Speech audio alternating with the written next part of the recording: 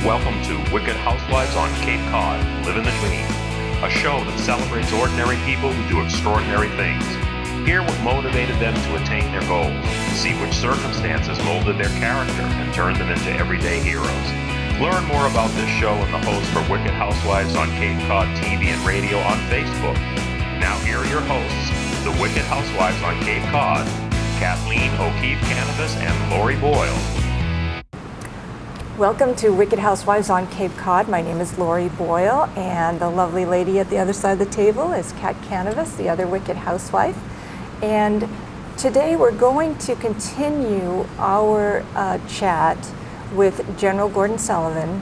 He is the author of Hope is Not a Method. And we are going to talk about something that a lot of the Army doesn't directly talk about, and that is spirituality, and how the commitment that you make to the Army makes you part of something bigger than you are by yourself. So General, people willingly give up their lives for their country in the armed services. There has to be a feeling of being part of something bigger than that individual. What are your thoughts on this? Well, it's ever been thus. It's common knowledge that most soldiers will tell you, soldiers, Marines, sailors, airmen, and members of the Coast Guard, that when they do something courageous, they'll be patted on the back, and they'll say, you'll thank them for their courage and so forth, and they'll say, well, I was just doing my job, and in some cases, if there's another person involved that they have saved or done something helpful, they'll say, well, I did it for my buddy, that's who I fight for, my buddies. Well, that's sort of true. It is true. But in reality, they wouldn't be there if they weren't in either the Army, Navy, Air Force, or Marines, or Coast Guard doing that. Since they're all volunteers, they know what they're getting into. Now, the Army ethos, which they actually memorize in initial entry training, goes something like this: I am an American soldier. I will always place mission first. I will never accept defeat. I will never quit. I will never leave a fallen comrade. And I believe that is the essential nature of those who serve their country. And it's profound. Now, I'm sure there's a lot of people of various, in fact, I know there are, of any number of religions. And if you go to Arlington National Cemetery, now that we put the religious symbols on the gravestone, all of them, and there's a lot of different religious symbols. The wheel for the Buddhist, the crescent moon with the star for Muslims. There are various Christian crosses depending on the particular church that sponsors it and the doctrine that they use, and of course the Star of David and so forth and so on. And if you go to section 60, which is where the young people who gave their lives in the war in Afghanistan and Iraq, you'll see that, since the Army is made up, the Army and all the services are made up of people of any number of faiths, groups. Okay, so, but that's really not the kind of spirituality that this ethos, this whole business of sacrificing yourself for your country is a spirituality into itself. It's what I was worried about when we were making the Army smaller, that people would lose touch, lose sight of their links with the ages. I mean,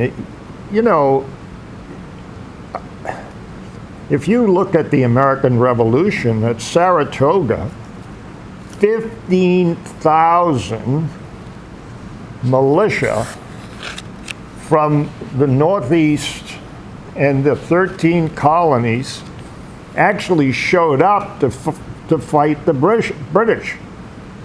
Now, that admittedly, they were not, they weren't all in the same uniform. There wasn't all of that kind of stuff.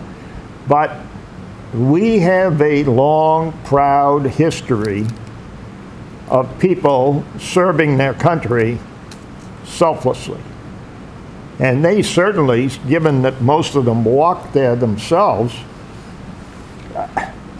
they committed themselves to that revolution.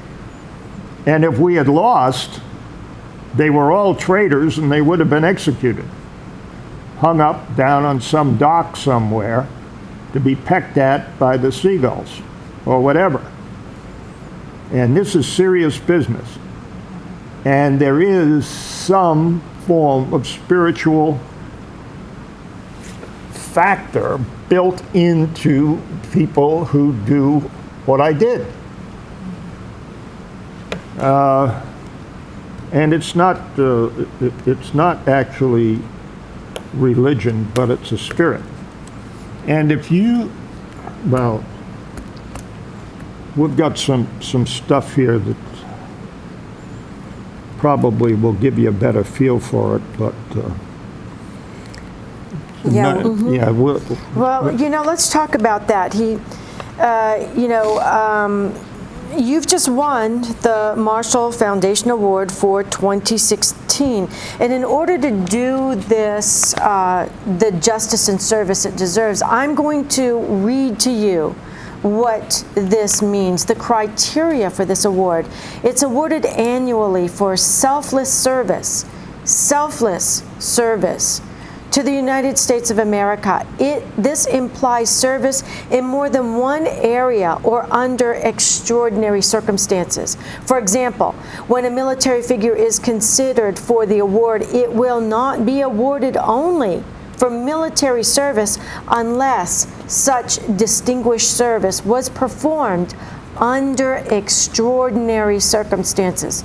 So the total service should normally include public service after the military retirement or separation from the military service. The word public may include civilian assignments in government or service with non-profit organizations, or leadership in patriotic movements or like activities. So this is an incredible medal. And I think we have some recipients here. It was given to Hillary Clinton. No. No? No. Oh, that was another one. Yeah. He's got so many. It was given to Henry Cabot Lodge. It was given to Mr. Bob Hope. It was given to Henry Kissinger. And it was given to Donald Rumsfeld, Caspar Weinberger, Colin Powell, and Sam Nunn, and Eisenhower. General Eisenhower. Robert Dole, and soon it's going to be given to General Gordon Sullivan. Well, that's very kind of you. I didn't think you were going to mention that, but we would never have left it out. We might leave everything else out, but never that. So, tell us, how does it feel to get this? I mean, frankly, it was overwhelming. I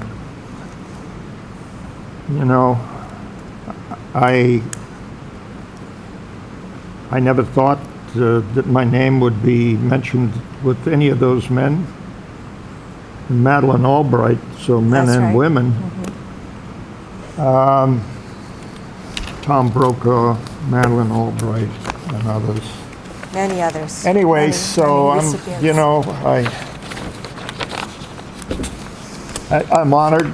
I'm honored, and I am honored to be a part of that group, obviously, and that's all I can say. He's so humble. He's very humble. Well, I don't know So what to that's why we say. I had- mean, there it is. I mean, Okay, how about we talk about some of the Medal I of think Honor he's turning winners? red. I think he's actually, his cheeks are, oh, you're just precious. well, I don't know about that either, but Well, let's talk about some of the Medal of Honor winners that we were talking about before. okay. Kat, you have those to your right? Yes, I do. We have, No, to your right? oh, my right. Oh, Yeah. all of these, oh my Yeah, goodness. that's right. And these people Pages Have- and pages and pages, seriously. of the bravest and the most noble people, if you read these stories, you won't forget it. Tell us Sergeant about Ryan a few of Mitz. them, General Let me Sullivan. see. Let me do this. Okay, here's a Jared Monty from Attleboro. Staff Sergeant Jared C. Monty. He was in a cavalry squadron in the 3rd Brigade Combat Team, 10th Mountain Division, in June 21st, 2006. This is the citation. While Staff Sergeant Monty was leading a mission aimed at gathering intelligence and directing fire against the enemy, his 16-man patrol was attacked by as many as 50 fighters. On verge of being overrun, Staff Sergeant Monty quickly directed his men to set up a defensive position behind a rock formation. He then called for indirect fire support. He was an artilleryman, by the way, accurately targeting the rounds upon the enemy, who had closed to within 50 meters of his position. By the way, 50 meters happens to be inside the bursting radius of the weapons he was shooting. In other words, the rounds that were landing were probably landing, some of that stuff was landing on his men and himself too. While still directing fire, Staff Sergeant Monty personally engaged the enemy with his rifle and a grenade, successfully disrupting an attempt to flank his patrol. He then realized one of his soldiers was lying wounded in the open ground between the advancing enemy and the patrol's position. I happen to know this case pretty well. He actually tried to get out there twice. He then told, and he was beaten back by the enemy. He then told his comrade, the second in command of this little task force, that he was going out again, and he gave him his call sign, his radio call sign, and said, "If I go down, you take over." And he went back out and was killed, sacrificing his own life in an effort to save a fellow soldier. Remember, I will never leave a fallen comrade. Staff Sergeant Monty's selfless act of heroism inspired his patrol to fight off the larger enemy force, and his men ultimately won that particular fight. Now, you know, winning a little fight is one thing, winning a big one is something else entirely. But the point is, in his universe, he led the way. And he kept the mission first. And the mission and this business of, he was not going to leave that wounded soldier out on the battlefield. Now Monty is an interesting case. Earlier in his career, he was at Fort Bragg, North Carolina, and every week the men in his outfit would come by to play cards and eat spaghetti. I mean, look, it gets real, okay? These are real people now. These aren't Ottomans. And so anyway, they probably had a couple of beers and, you know, whatever. So anyway, they went by and there was no table. So somebody said, "Hey, what the heck happened to the table, the dining room table? And Sergeant Monty said, PFC so-and-so has a wife and 3 kids and no money to get furniture. They needed the table more than we did. So they sat on the floor and played cards, and they're not the first guys to sit on the floor and play cards on a GI blanket either. But the point is that you could have predicted what a guy like Sergeant Monty would do.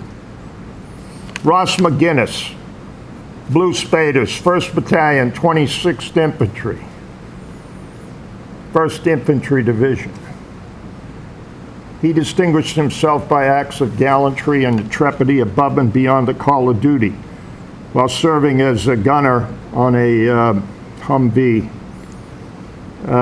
They were going through a village early one morning, and an insurgent flipped a hand grenade down. It bounced on the roof of the Humvee and went down inside the Humvee. There were 5 people in that Humvee. It was a mounted patrol. The grenade went behind one of the radios that are mounted on racks over the gunwales. McGinnis said, "Grenade, grenade, grenade," which is what he was trained to do, and he actually practiced it in the motor park that morning before they left. His action was to go grenade, grenade, grenade 3 times, and then jump out of the vehicle. He knew that the others didn't hear, because there was a lot of shooting going on. He knew they didn't hear it.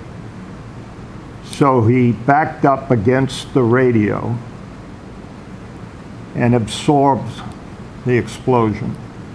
He had on his vest, his protective vest, but it wasn't strong enough because he was right against the grenade, and he gave up his life.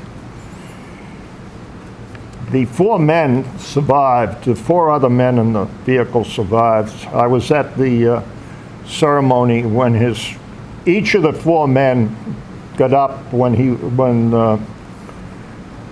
McGinnis was inducted into the Hall of Heroes inside the Pentagon, and each of them said that they were given a gift and that they couldn't repay it. And the father of, at that time he was a private first class, Ross McGinnis, got up and he said, there are 2 kinds of gifts in life. One that someone gives you and you have to write him a note and thank him or her for the gift. And there's one, such as this, that's the gift of life that he has given each of you and your families. And he expected no thanks in return. And as his father, he said, and I don't expect any thanks in return. My son gave his life so that you can live yours. That is That's beautiful. That's noble. deep. It is. Noble. And you are surrounded by men and women. Only 2 million. There's only 2 million, plus or minus, in the uniform of the United States of America. 2 million in a country of over 300 million. Infinitesimal. Who are willing to do stuff like that each and every day. And it kind of makes you think that, and Lori and I were talking about this. You don't go into the military. Actually, all 3 of us were talking about this the other night at dinner. You don't go into the military for the money. No, you don't not go the into money. God knows. No, it's not. There is a higher calling when you join the military, and that higher calling takes you through moments like that. I'm not sure. By the way, I'm not sure that everybody who signs up completely understands that when they join. But I do know that when they leave, their initial entry training and their initial training, that they are very well aware of what they have done. Mm-hmm. That they have in fact joined organizations with a history of service, selfless service. I mean, if you think about Cape Cod here and look at the map of all the ships that have gone down around the Outer Cape, mm-hmm. and the role of the Coast Guard and the men and women who transited through here during World War II, Camp Edwards out in Wellfleet and so forth, Washburn Island with the amphibious stuff. Look, over 30 million people have served in the United States Army since the beginning. You can't think of the history of the United States of America and not think of the services. I mean, we were around before there was a country. Absolutely. And this tradition of selflessness continues. That's right. And we were privileged to have General Sullivan share all these stories with us in the conference room before we even came on TV to do the show. And I'll tell you what, every single one of these people gave their lives, gave themselves selflessly for another human being or more than one person. And it makes you tremendously proud to be an American when you read these stories, that these are a microcosm of the people who serve in the armed forces. Mm-hmm. Mm-hmm. It's true. So when I say I am proud to be an American soldier, you can take that to the bank. Mm-hmm. Can we just visit one thing that we are talking about, the philosophy of no man left behind? How did that start? Where did that come from? Well, well, in a sense, some of it came from probably the Bible, but not specifically, but it does have biblical overtones. But General Sherman and General Grant were buddy. These are Civil War generals. Ulysses Grant and William Tecumseh Sherman are the two generals in question. Okay, so Sherman is out in Memphis and Grant's back, Washington. Throughout the war, you have always been in my mind, he writes in a letter. I have always known if I was in trouble and you were still alive, you would come to my assistance. Now, implied in that is, or die trying. And I'm going to do the same for you. So I first heard that, I don't know, 40 years ago or something, long time ago. So I started telling my people that. Look, you don't, if you're the commander, they don't know that about you. And you have to talk about what you value with your people. I wanted them to know that if they're in trouble, I'm going to do my best to either go for them or go to their aid to get them out of a tight spot. And if I give up my life, so be it. But I need to know that about them too. This is soldier, sailor, airman, and Marine, Coast Guard. It's a part of our life. It's a part of who we are.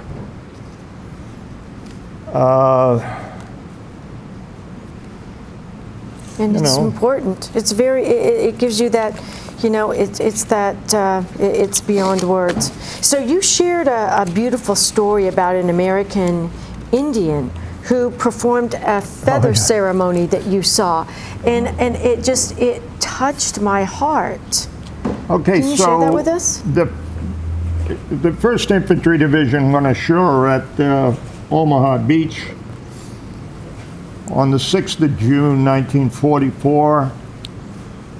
And the 4th Infantry Division and the 90th Infantry Division went ashore over at Utah. The 26th, not the 26th,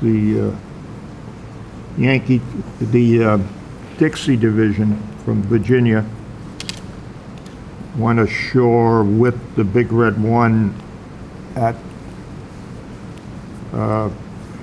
Omaha. So recently, a Penobscot Indian who was a medic in the 1st Infantry Division went to Normandy and conducted a ceremony on the 6th of June. He built a fire on the beach, had rocks around it. He put some sage on it, and he had an eagle feather. As those of you who are familiar with the Native American culture know, that they, because of who they are and the fact that they were here before anybody else, they have the right to have eagle feathers as a part of their ceremonial activities. So he had this fire going, and he took that little feather and sort of put the smoke all over him. He's in his 90s, by the way. Highly decorated. A couple of silver stars, which is the 3rd highest decoration for valor, Purple Hearts, Bronze Stars and stuff. He was a medic. And he said a prayer. And the token that he used was tobacco. It has gift connotations in that culture. And he went to the cardinal points of the compass, because he said people, their spirits live everywhere. And then he talked about his buddy, who was a European refugee who came and signed up to serve in World War II and was shot grievously in a mortal wound, but he lived for a while, and he, as a medic, took care of him, and he died in his arms, essentially. And it's big. It's big, and he said he had to do this before he died. And I don't think flying across the Atlantic Ocean is like taking the Mayflower across. I mean, it's a little more luxurious than that. But it's a long trip for somebody in their 90s, and he did it. And he did it for his buddies. That's the point. And it was like he wasn't going to die until he did it. There's a whole lot of stuff going on out there that people aren't aware of. I'm not even sure I'm aware of how much goes on.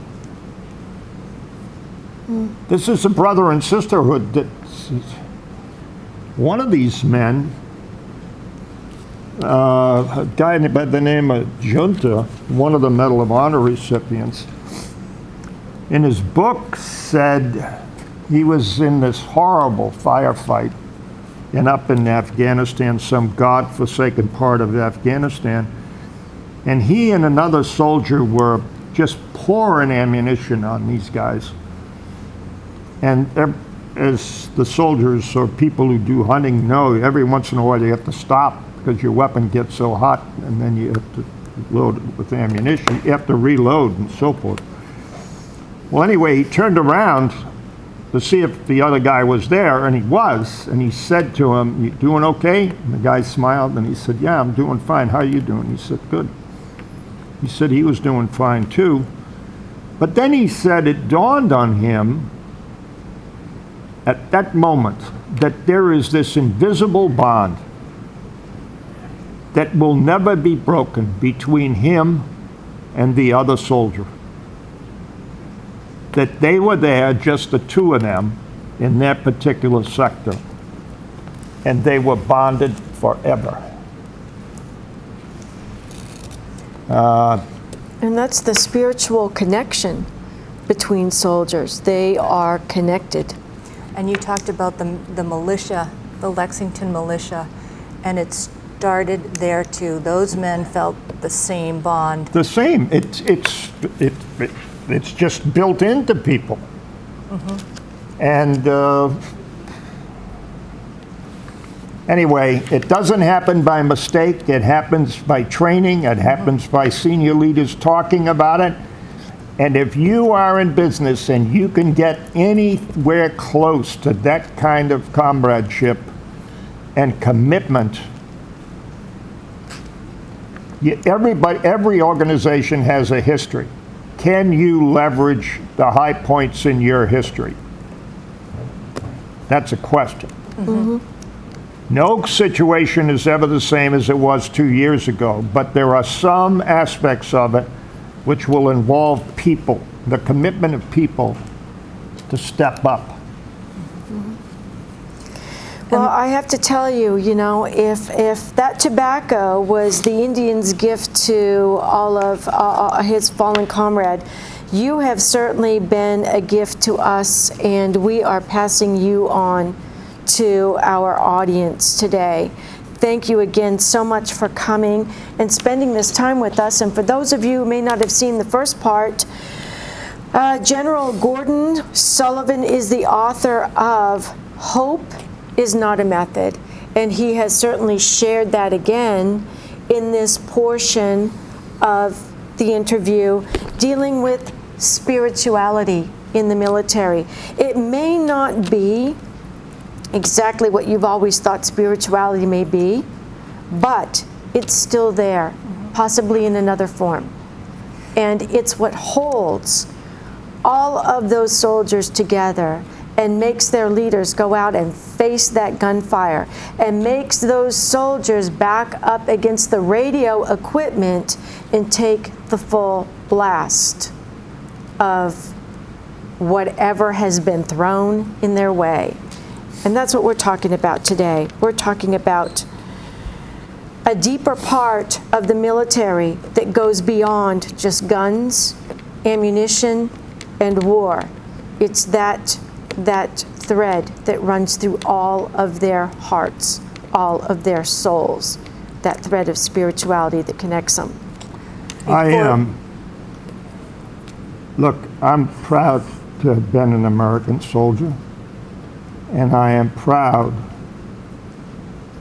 to be able to say that, and to thank each and every one of you who has maybe served or had your children or your brothers and sisters or your mothers and fathers who have served.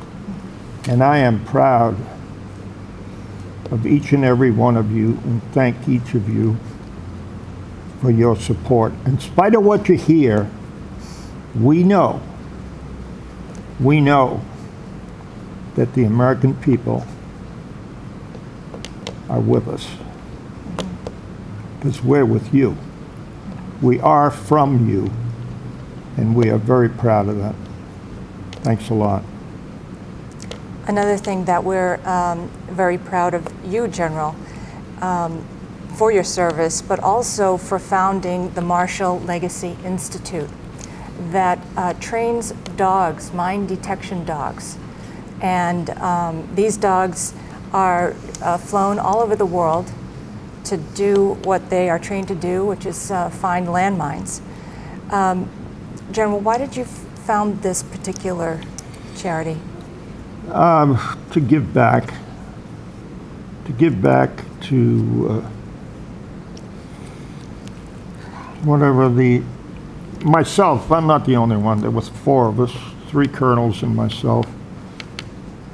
We had served forever, so to speak, and we had some skills, and we wanted to start something, and we came across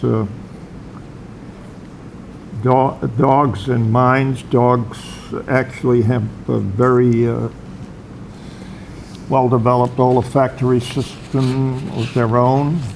which has never been replicated by a machine, and they can smell the off gases from these mines with no metal in them, so you can't detect them with a mine detector. But the dogs can find them, and they find the mine, they sit down. The handler then goes up and puts flags around where the mine is, and then there's another method to take them out of the ground. Are any of the dogs hurt? No, we haven't had any hurt.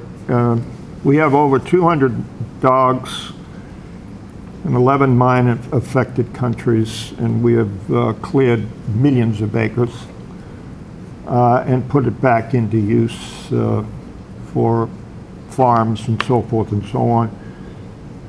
And you would be surprised to know that in some parts of the world where they use beasts of burden in the rice paddies, that they would put, believe it or not, we were told by one farmer that he has no other choice. He would put his children in the rice paddies to work, knowing that there were mines in there, rather than put his beast of burden, because if he put the water buffalo in there and lost it, then he would lose his ability to do what he did for the family. So it would have family implications. I mean, this is serious stuff. That's a tremendous choice to make. It is. Yeah, it's a terrible Incredible choice. Terrible choice to make. But at any rate, yeah, we involve children with it in raising money, naming the dogs, and so forth and so on. And you even have these little sort of baseball cards for all the dogs. And they're named. There's one in there named Sully that was really cute. That's right. And so how can people get involved in this journal? How can they make a contribution? You can come up on Marshall Legacy Institute. Just a minute. Let me see if I can find the...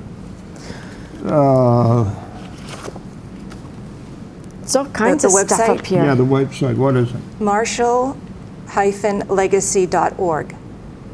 Yeah, look, we have a dog that's retired that comes around and gives little demonstrations for school kids and so forth, and everybody seems to like dogs, and, almost everybody anyway, and kids do. They love them, and then, you know, the schools raise money. There's a lot of schools around the United States that have done it. They raise money, they get to name the dog, and then we send the dog over into whatever country, and then we hook the school up with the U.S. school up with the schools in the mine-infested country, and they chat it up and find out that kids are the same the world over. They listen to the same music, wear the same T-shirts, whatever. And they all love dogs. And they love dogs, and they love movies. And the dogs love them. Popular culture. And they each know the same dog. They do. They all know the same dog. Which is really great. Well, I want to thank you again for being on the show with us. This has been a wonderful, wonderful show. And for those of you who want a really good book to read, Hope is Not a Method. Make sure you go and order it on Amazon. And thank you again for being on the show with us. I'd love to shake your hand. You're Thank you. such an inspiration to the world. This is Wicked Housewives on Cape Cod. Sure. I can't believe that. Yeah, you are. Yeah, yes, you are. Inspiration to the world. He is. He is. Of course you are. That's why you're getting the Marshall Award, you know. Look at him. He's At least he lets us again. talk about how wonderful he is. Yeah, because he won't toot his own horn. I'm not going to toot my horn. I'm just a guy. Thank you, everyone. This is Wicked Go Housewives Sox. on Cape Cod. Kathleen O'Keefe Canvas, Kat Canvas, Lori Boyle, and our General. We're adopting him. He's ours. Thanks. Night, everyone. Thanks for watching. Thank you for joining Lori Boyle and Kathleen Kat O'Keefe Canvas on Wicked Housewives on Cape Cod. Don't forget to like us on Facebook for our show updates, and join us next time when we showcase more everyday heroes.